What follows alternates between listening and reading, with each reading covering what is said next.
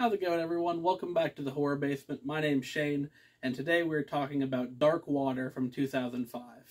Now, this movie is actually a remake of a Japanese film of the same name. Of course, the early 2000s were rife with Americanized adaptations of Japanese horror films. Unfortunately, I didn't get a chance to watch the original before watching this one and doing the video. So I can't speak to the quality of that movie, but I really enjoyed Dark Water. It follows a young woman named Dahlia and her daughter Ceci. Now, Dahlia is currently in a custody dispute with her ex or soon-to-be ex-husband, who is trying to get full custody of Ceci.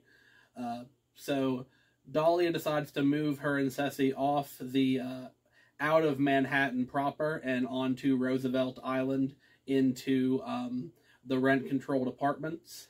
And the apartment building in this movie is a character as much as any human or ghost. The motif of just like gray cityscape in like constant rain and fog really denotes how miserable and seemingly hopeless that the situation that Dahlia finds herself in is, because she is sold this apartment by John C. Reilly of Step Brothers fame, who makes an appearance here as the landlord for this apartment, and in the course of the first 5 minutes gives off every like shitty, shady, used car salesman cliche. And it's almost hard to not laugh at it and take it as a joke when it's John C. Reilly. We're so used to him in comedic roles. But when you really stop to think about it, this is like a desperate woman who's trying to put distance between her and a husband she feels is trying to take her child away. So the fact that basically all of the male characters in this movie disregard Dahlia, gaslight her, disregard her, take advantage of her, vulnerable position, is one of the themes outside the ghost shit that I find most interesting. Now, the ghost shit comes in with the introduction of Natasha, who is a little ghost girl who lives in apartment 10F, which happens to be the apartment directly above 9F, where Dahlia and Ceci are living. And the movie is called Dark Water because the little ghost girl Natasha keeps turning on the water and letting it overflow in her apartment so that it'll flood the ceiling of Dahlia's.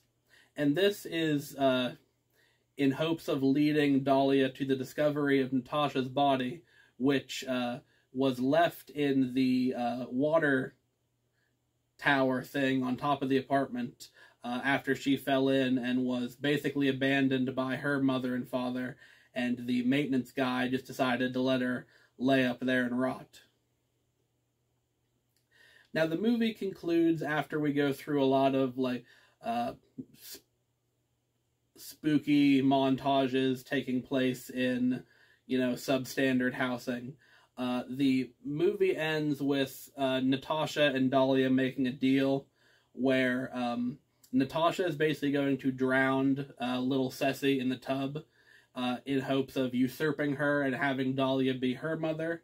But in a final act of maternal love, Dahlia sacrifices herself and allows Natasha to kill her so that she can remain in the apartment complex and be like a surrogate mother for Natasha, and Ceci ends up going to live with her father.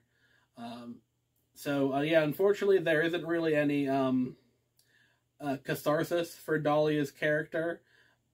She doesn't get to overcome like the shitty men and the shitty situation she was put in, but the movie ends with her proving that she is the one that unconditionally loves Ceci and is willing to sacrifice herself for that. So yeah, I feel what could be considered at face value to be just a standard creepy ghost kid movie, of many of which come out of Japan and were adapted for American audiences. We actually have some other themes going on in the background that I found really interesting. So this is one that probably flew under the radar for a lot of people, so go ahead and give Dark Water a watch.